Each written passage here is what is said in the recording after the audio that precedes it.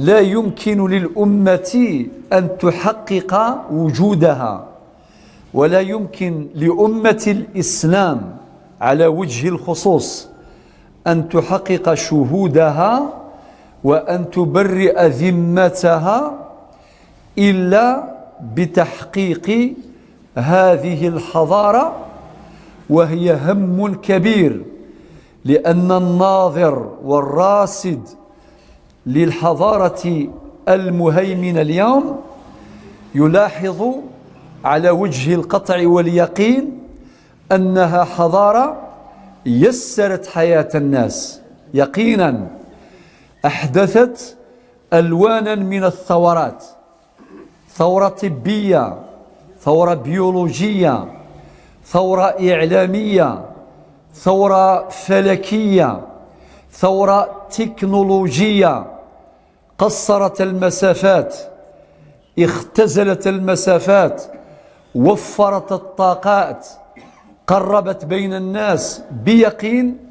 لا يمكن أن ننكر ما أنتجته حضارة اليوم، ولكن في المقابل هي حضارة زرعت الشقاء، هي حضارة أحدثت شرخا كبيرا في منظومة حقوق الإنسان المكرم.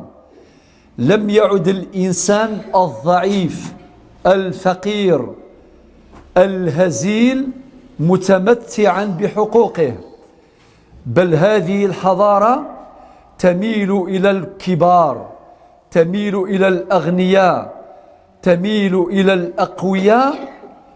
ومما يؤسفنا جدا أن هؤلاء الأقوياء يزدادون قوة يوما بعد يوم، ويحكمون القبض على مصائر الفقراء، على مستقبل الضعفاء. لذلك نلاحظ شرخا كبيرا في منظومة الإنسان وفي منظومة حرياته وحقوقه. وربما عبر عن ذلك أحد الشعراء بقوله: قتل شخص واحد جريمة لا تغتفر، وقتل شعب آمن مسألة فيها نظر. فالكيل بالمكاييل هذه من نتاج الحضارة المهيمنة المعاصرة، حضارة تزرع الشقاء، حضارة تزرع الفتن، حضارة تزرع الحروب.